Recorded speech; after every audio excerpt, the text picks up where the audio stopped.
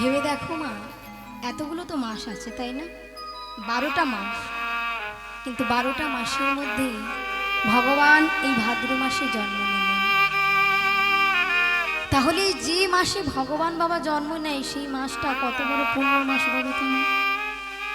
শুধু কি তাই, যে মাসে আমার অনাদির আদি গোবিন্দ জন্ম নিলেন সেই মাসে আবার ভগবানের প্রেয়সী শ্রীমতী রাধারানী জন্ম নিলেন।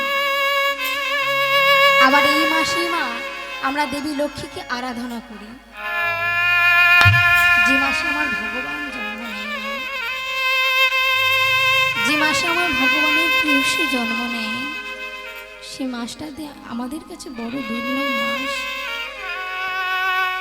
তবেই মা এই ভাদ্র মাসে আমরা তো ভগবানের পথে যাই, তবে ভগবানের পথে গেলেও শাস্তি কিছু কাজ আমাদের কর্ম নিষেধ আছে। যেমন ভগবানের জন্মের আগে পর্যন্ত, অর্থাৎ এই ভাদ্র মাসে মা যতদিন না ভগবানের জন্মাষ্টমী ব্রত হচ্ছে ততদিন না কিন্তু আমাদের মধু খেতে নেই। আর ভগবানের সব থেকে প্রিয় ফলের মধ্যে একটা ফল হলো, যেটা হলো আপনারা অনেকেই জানেন তাল। এই তালের ফুলও আমাদের খেতে নেই। কিন্তু ভগবানের আবির্ভাব তিথির আগে মা এই নিষেধ আজ্ঞাগুলো আমরা কিন্তু সবাই করি।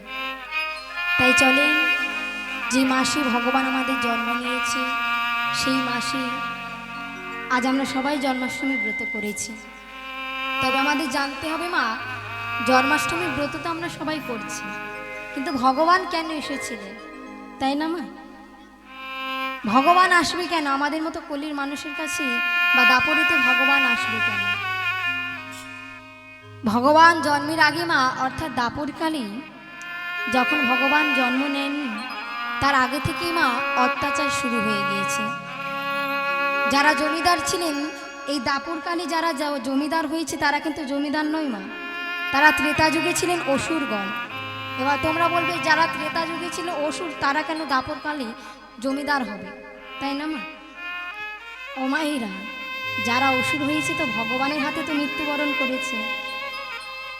তাহলে যার হাতে একটা মানুষের মৃত্যু হয়, যার হাতে একটা অসুরের মৃত্যু হয় মা, সে কি পরজন্মে বৈকুণ্ঠ লাভ করে না? তাই দাপরিতে যারা জমিদার ছিলেন মা, অসুরগণরা তারা জমিদার হলেন, কিন্তু তাদের মন থেকে আসরিক ভাবটা যায়নি। অর্থ লুণ্ঠন সমস্ত কিছু তারা শুরু করে দিয়েছে। তো এত অন্যায় অবিচার মা এই জায়গাটা একটু মন দিয়ে অনুভব করে। আমাদেরকে যেমন ধারণ করে গর্ভে আমাদের মায়েরা, তাই তো মা? আর আমাদের এই সমগ্র পৃথিবীর লোককে মা ধারণ করে বসুমাতা। তো বসুমাতা এই অন্যায় অবিচার সহ্য না করতে পেরে পিতামহ ব্রহ্মার কাছে গিয়েছে। আর পিতামহ ব্রহ্মার কাছে গিয়ে করজোরে বলছে, পিতামহ ব্রহ্মা, আপনি নাকি সৃষ্টিকর্তা, আর আপনি এমনই সৃষ্টিকর্তা যেখানে একটা মানুষ আরেকটা মানুষের উপর অত্যাচার করে, অন্যায় করে, অবিচার করে। এ আপনার কেমন বিচার? এ আপনার কেমন সৃষ্টি প্রভু? পিতামহ ব্রহ্মা মৃদু মৃদু হেসে বলছে, জগতে সবাই আমাকে বলে আমি নাকি সৃষ্টিকর্তা ব্রহ্মা, কিন্তু প্রকৃতপক্ষে আমি কোনোদিনও সৃষ্টি করি না। আমি সৃষ্টি করি মানব দেহ, আমি মানুষের দেহ সৃষ্টি করি, কিন্তু যতক্ষণ না ভগবান সূক্ষ্মাতি সূক্ষ্ম রূপ ধরে সেই দেহের মধ্যে জীব রূপে যায়, ততক্ষণ না সেই জীব কথা বলতে পারে না। ছোট্ট করে একটা উপমা দিচ্ছি, দেখবেন মা, যারা ঠাকুর বানায় বা প্রতিমা তৈরি করে, ওই প্রতিমা তৈরি হলেও মা ওই প্রতিমা কি কথা বলতে পারে মা? পারে কি? বা চলাফেরা করতে পারে? কারণ ওই প্রতিমার মধ্যে প্রাণ সৃষ্টি হয় না। আর আমরা যখন ঘট পূজা করি, সেই ঘট পূজার দ্বারা আমরা প্রতিমার মধ্যে প্রাণ সৃষ্টি করি। ঠিক তদ্রূপ মা, পিতামহ ব্রহ্মা মানব দেহকে তৈরি করে, কিন্তু দেহের মধ্যে প্রাণ সৃষ্টি করে না। সেটা একজনেরই কাজ, যিনি হলেন আমার ভগবান। সেই ভগবান সূক্ষ্ম রূপে জীব ধরে যায় মানব দেহে, আর তখনই কিন্তু মানব শিশু কথাটা বলতে পারে। পিতামহ ব্রহ্মা বলছে, বসুমাতা তুমি যখন এতই কষ্ট পেয়েছো, চলো আমি যার পরমাংশী তাকে আমাদের আহ্বান করতে হবে। ও মাইরা, পরমাংশী মানে কি? পরমাংশী মানে কি মা? যার অংশের অংশ। পিতামহ ব্রহ্মা কোথা থেকে আবির্ভূত হলেন মা? প্রভু বিষ্ণুর নাভি কমল থেকে। আবার প্রভু নারায়ণ ছিলেন শ্রীকৃষ্ণের অংশ।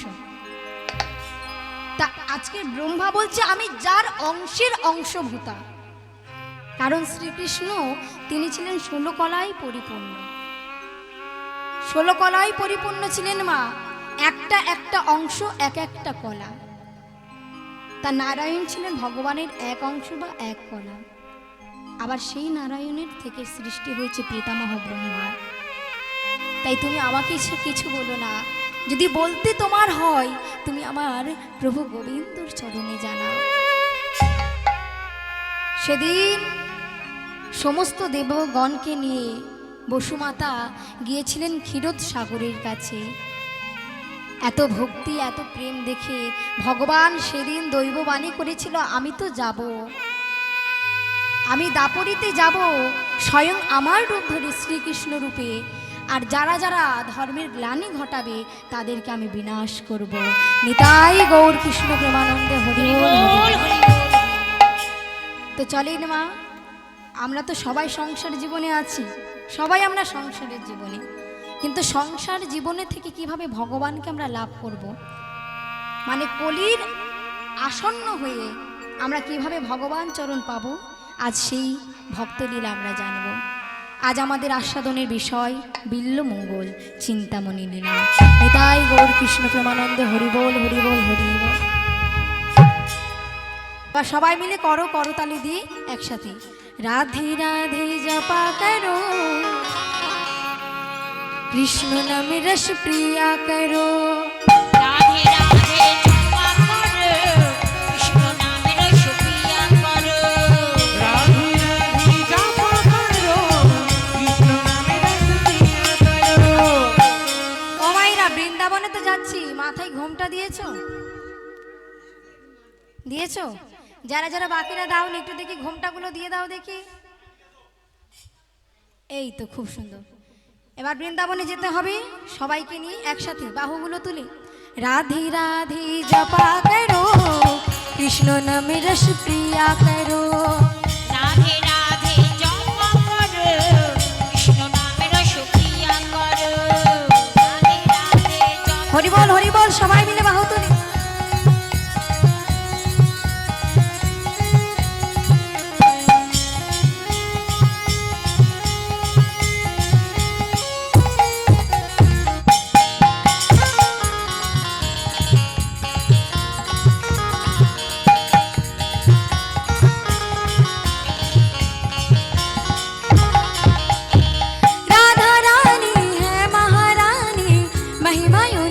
सब जगह जाने और राधा रानी है महारानी, महिमा उनकी सब जगह जाने।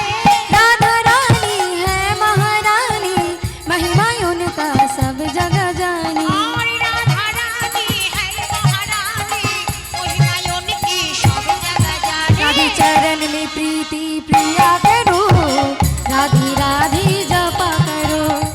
राधे राधे जपा करो, कृष्ण नामे रस प्रिया करो। হরিবল হরিবল, সবাই হাতগুলো তুলি।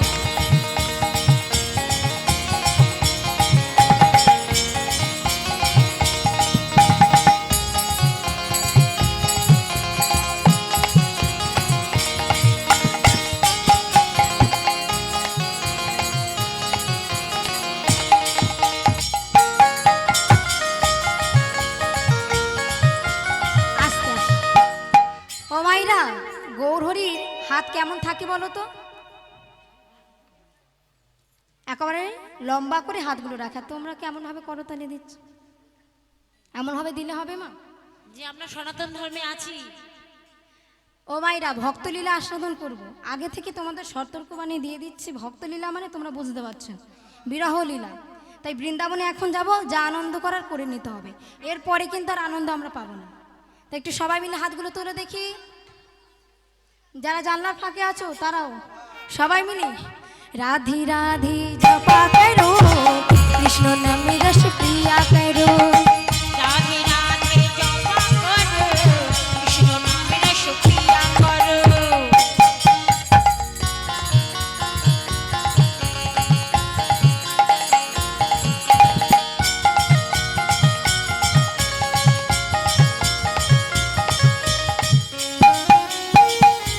সবাই মিলে হরি বল।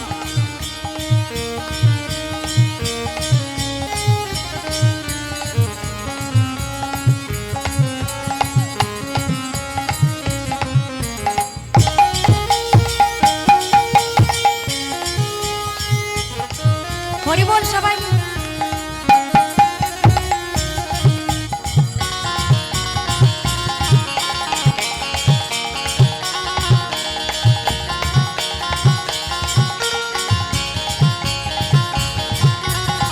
राधा रानी है महारानी, महिमा उनका सब जगह जानी। और राधा रानी है महारानी, महिमा उनकी सब जगह जाने। राधा रानी है महारानी, महिमा उनका सब जगह जानी। और राधा रानी है महारानी, महिमा उनकी सब जगह जाने। राधे चरण में आशीष प्रिया करो, राधी राधी जपा करो। निदाई गौर हरि बोल हरि बोल हरि बोल हरि बोल हरि बोल। रस प्रिया करो। जय राधे राधे जपा करो, कृष्ण नामे रस प्रिया करो। राधे राधे जपा करो, कृष्ण नाम रस प्रिया करो। राधे राधे जपा करो, राधे राधे जपा करो, कृष्ण नाम रस प्रिया करो। बोलिए राधा रानी की, जय। श्याम सुंदर की, निताई चाँद की, गौर चाँद की, भक्तवृंद की, निताई गौर कृष्ण प्रेमानंद हरि बोल हरि बोल हरि बोल। তো চলেন মা, সবাই আজকে লীলা ক্ষেত্রে যাব, আস্বাদন করব বিল্লমঙ্গল চিন্তামণি লীলা। ও মাইরা, এবার একটু আস্তে কথা কম, সতর্ক বাণী দিয়ে দিচ্ছি, যা যা গল্প করার, যা যা কথাবার্তা বলার, এতদিন পরে সবার সাথে দেখা হয়েছে, ঘরে গিয়ে বলবে। ভক্ত লীলামা একটু মন দিয়ে আস্বাদন করতে হবে। তো চলেন সবাই লীলা আস্বাদনে যান। জয় নিতাই জয় রাধা। দক্ষিণ ভারত গ্রাম, এই দক্ষিণ ভারতে মা কৃষ্ণবেন্না নদীর তীরে কৃষ্ণবেন্না গ্রাম। আমরা যেমন মা পশ্চিম ভারতের মানুষ, কিন্তু এই বিল্লমঙ্গল ঠাকুর ছিলেন দক্ষিণ ভারতের, মানে আমাদের এই দিকের লোক নয়। তা কৃষ্ণবেন্না নদীর তীরে কৃষ্ণবেন্না গ্রামে সজ্জন এক ব্রাহ্মণ বাড়িতে এই বিল্লমঙ্গল ঠাকুর জন্ম নিলেন। তাই পদকর্তা বলছে, দেখো দেখো আজ বিল্লমঙ্গল ঠাকুর জন্ম নিয়েছে কৃষ্ণবেন্না নদীর তীরে।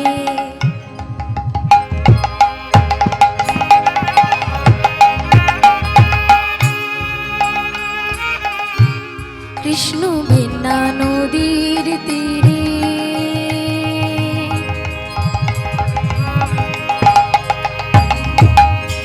কৃষ্ণবেন্না গ্রাম, কৃষ্ণবেন্না নদীর তীরে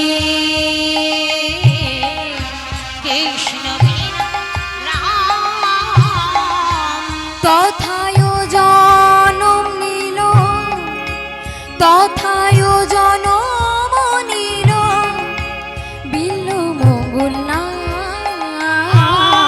আর তথায় জনম নিল, তথায় জনম নিল বিল্লমঙ্গল নাম, বিল্লমঙ্গল নাম। ওই না জন্ম নিল বিল্ল ঠাকুর, আজি জনে মনে বিল্ল ঠাকুর, জন্ম নিল বিল্ল ঠাকুর। আজি জনে মনে বিল্ল ঠাকুর। ওই না কৃষ্ণবেন্না নদীর তীরে জন্ম নিল বিল্ল ঠাকুর। ওই কৃষ্ণ বিনা নদীর তীরে আজ জন্ম নিল বিল্ল ঠাকুর। বিল্লমঙ্গল ঠাকুরমা সজ্জন ব্রাহ্মণ বাড়িতে জন্ম নিলেন। ছোটবেলা থেকে বাবার হাতে ধরে ধরে বিল্লমঙ্গল ঠাকুর ব্রাহ্মণের কাজ শিখছেন। যে বাড়িতে মা বিল্লমঙ্গল ঠাকুর জন্ম নিয়েছিলেন সেই বাড়িতে বেদচর্চা, শাস্ত্রচর্চা, রামায়ণ, মহাভারত সমস্ত কিছু পঠন হতো। তা খুব ছোট্টবেলা থেকেই বিল্লমঙ্গল ঠাকুর বাবার হাতে ধরে ধরে শাস্ত্রচর্চা, বেদ চর্চা, রামায়ণ, মহাভারত সব কিছু শিখেছে। আমরা তো মা ভগবানকে পূজা দিই, তাই না? কিন্তু কোন ফুলে ভগবানকে পুজো দিতে হয় আমরা সবাই জানি না, কিন্তু যারা ব্রাহ্মণ হয় তাদের এইটা জানতে হয়। তো কোন দেবতার কোন মন্ত্রে পুজো করতে হয়, কোন দেবতার কোন ফুলে পুজো করতে হয়, খুব ছোটবেলা থেকে বাবার হাতে ধরে ধরে শিখেছে। আস্তে আস্তে যৌবন বয়স হওয়া না মাত্র মা বিল্লমঙ্গল ঠাকুর হয়ে উঠলেন একজন বড় পণ্ডিত, হয়ে উঠলেন একজন বড় ব্রাহ্মণ। একদিন বিল্লমঙ্গল ঠাকুরের বাবা বিল্লমঙ্গলকে ডেকে বলছে, বাবা বিল্লমঙ্গল, হ্যাঁ বাবা শোনো, তুমি তো পূজা করছো, কিন্তু সব পূজার একটা উদ্দেশ্য আছে। সেই উদ্দেশ্য কি জানো? ধীর বদতি বিষ্ণুবে মূর্খানাং বদতি বিষ্ণুনায় উভানায়স্তু সমান পুণ্যনায় ভাবগ্রহী জনার্দন।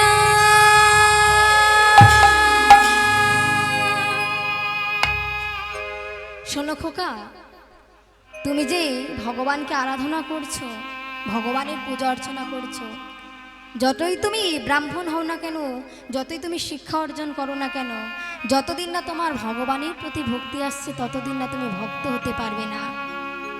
দেখবেন মা, যারা ব্রাহ্মণ হয় তাদের গলায় একটা পৈতে থাকে, তাই না?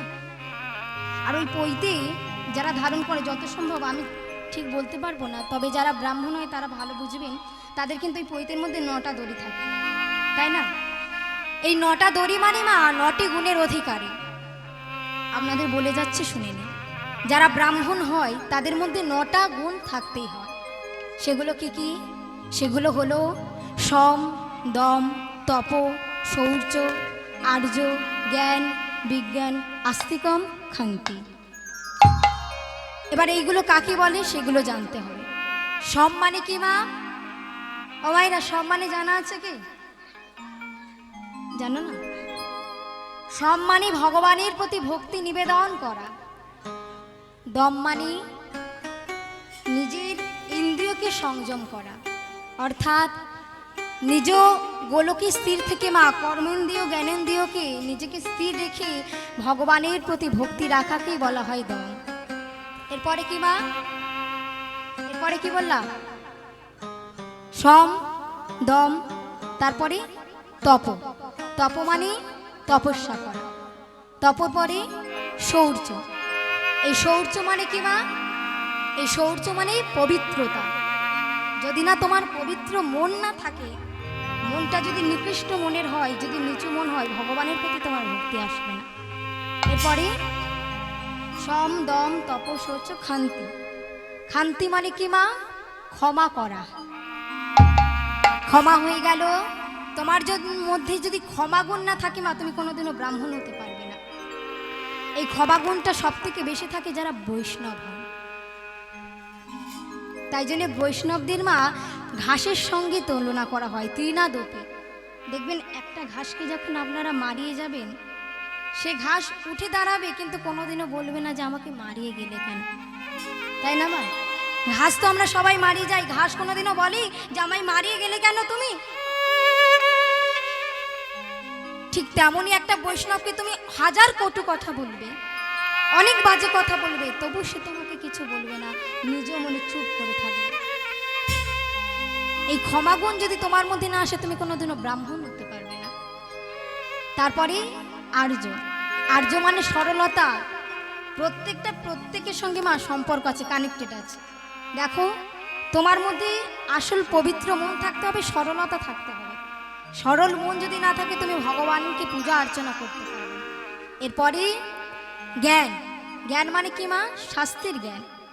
বিজ্ঞান মানে বিশেষ জ্ঞান। আর সবার শেষে আস্তিকম। আমরা অনেকে বলি না যে ভগবানের প্রতি আস্থা রাখো, এই আস্তিকম মানে ভগবানের প্রতি অগাধ বিশ্বাস। তুমি যদি না ভগবানের প্রতি ভক্তি রাখো, যদি না তুমি 9টা গুণ রাখো মা, তাহলে কোনোদিনও ভগবানের চরণে তুমি পূজা অর্চনা করতে পারবে না। তো বিল্বমঙ্গল ঠাকুর বাবার হাতে ধরে দিন ছোট্টবেলা থেকে পূজা অর্চনা শিখছে। আজ বিল্বমঙ্গল ঠাকুরকে ডেকে তার বাবা বলছে, বাবা শোনো খোকা, কেমনভাবে পূজা করতে হয় তুমি সেগুলো শিখে নাও। তে আজকের মা ভক্ত ভগবানের চরণে পূজা করতে বসেছি। তো ভগবান বলছে, তুই যে আমার কাছে পূজা করতে বসেছিস, তাই তো? তুই তো আমার কাছে ভগবানের কাছে পূজা করতে বসেছিস, তা তুই তো সারা জীবনে পুণ্য করিস নাই, তা তোর পূজা আমি গ্রহণ করব কেন? তাই না মা? আমরা যদি পাপ করে গেলাম, পুণ্য যদি না করলাম, ভগবান কেন আমাদের সারা জীবনের পাপ সমস্ত কিছু গোনার পরেও মা কেন আমাদের পূজা নেবে? ভগবান বলছে, তোর কি কোনো পুণ্য আছে? আছে কি কোনো পুণ্য যে তোর পূজা আমি গ্রহণ করব? এমন সময় ভক্ত বলছে, ওগো দয়াময়, আমার ইহ জীবনে যদি কোনো পাপ থেকে থাকে সেও তো তোমার জন্যে, কারণ তোমার নাম তো আমরা মন দিয়ে করতে পারি না, আমরা আমাদের মনকে স্থির রাখতে পারি না, স্থির রাখতে পারি না। তাই তুমি যদি আমাদের পাপ বিচার করো, দেখবে আমাদের পাপের পাল্লা সবসময় ভারী থাকবে। তাই ভক্ত বলছে, ও প্রভু, গণইতি দোষ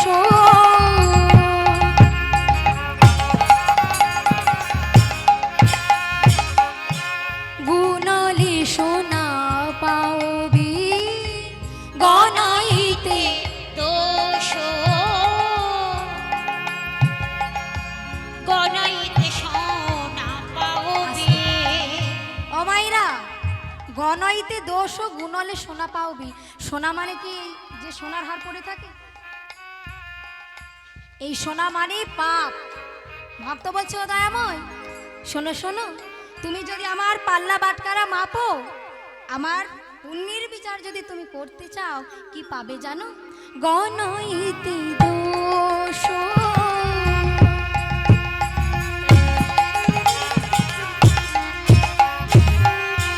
গুণলে সোনা পাওবি, গণাইতে দোষ গণাইতে সোনা পাওবে। জব তুহু করো বিচার, আরে যাও তো করইতে বিচার। জব তুহু করো বিচার, আরে যাও তো করইতে বিচার। আমার গুণ তো কিছু পাবে না মাধব, গণিত কিছু পাবি না মাধব। গুণ তো কিছু পাবে না মাধব, আমার গণিত কিছুই পাবি না। কেবল রাশি রাশি দোষ পাবে, গুণ তো কিছু পাবে না মাধব, আমার রাশি রাশি দোষ পাবি, গণিত কিছুই পাবি না।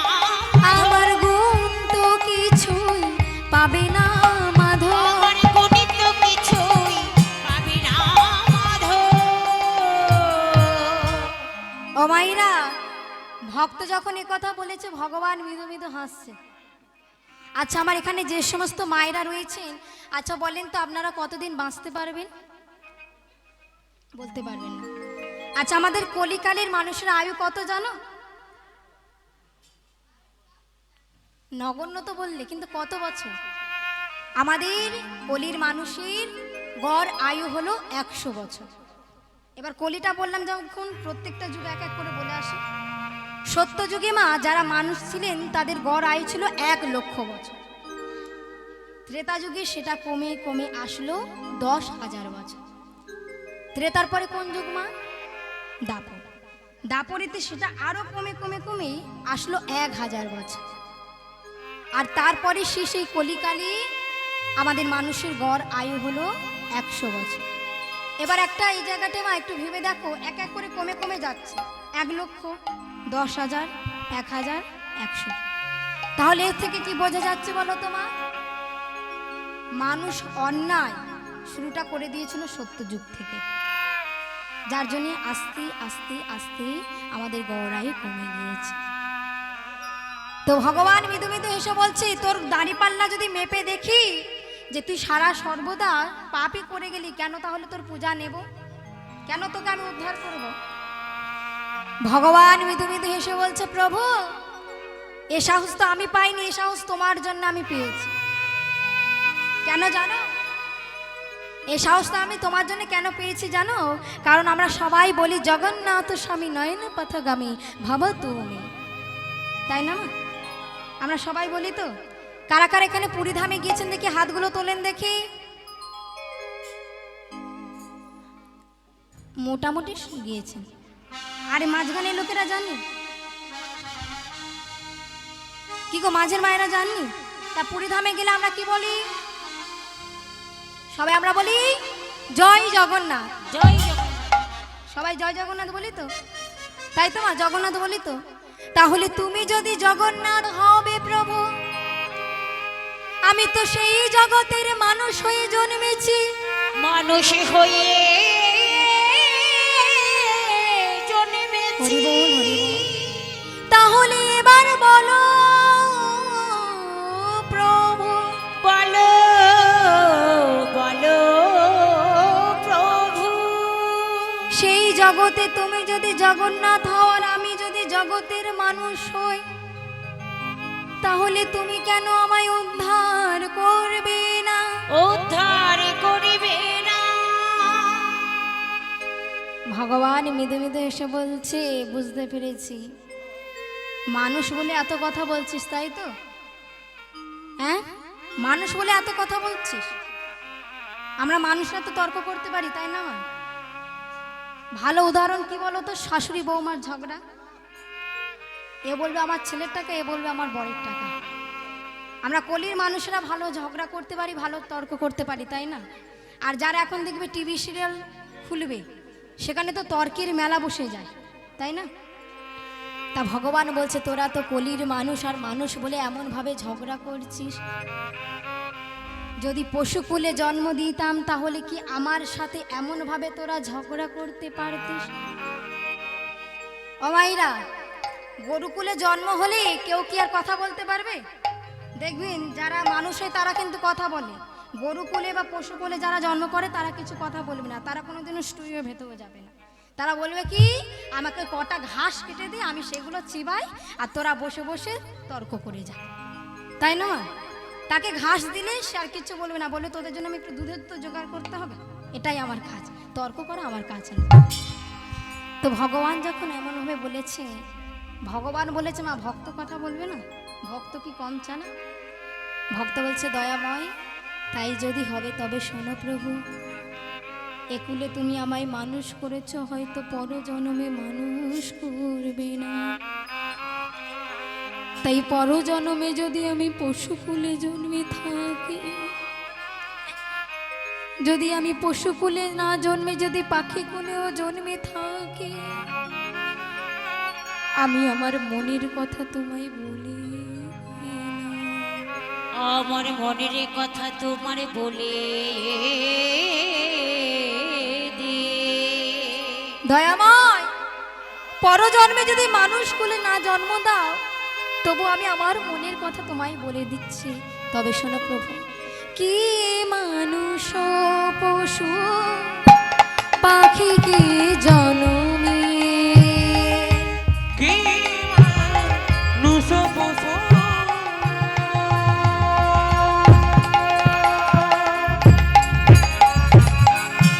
পাখি কি জন্মে,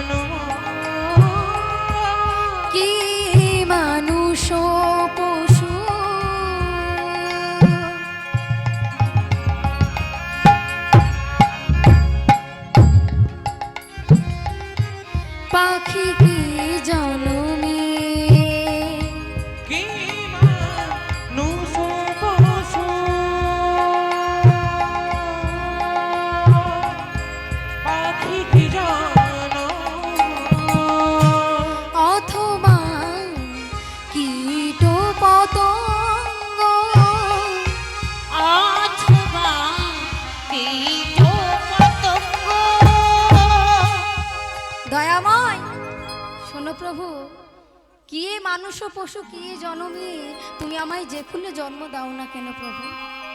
তুমি তো বলছো মানুষ বলে আমি তর্ক করছি, পরজন্মে আমি হয়তো মানুষ হলাম না, কিন্তু তোমার কাছে আমার করজোরে অনুরোধ প্রভু, যদি মানুষ কুলে না জন্ম দিয়ে তুমি আমায় পশু কুলে জন্ম দাও, তাহলে প্রভু তুমি আমাকে গরু করে জন্ম দিও, যাতে তোমার জন্য আমি দুগ্ধ দান করতে পারি, দুগ্ধ দানে করিতে পারি, যাতে তোমার সেবায় আমি লাগতে পারি, তোমার সেবায় লাগিতে পারি। তাও হে যদি না দয়াময়, তুমি করো। নিতাই গৌর হরি বল হরি বল হরি বল হরি বল।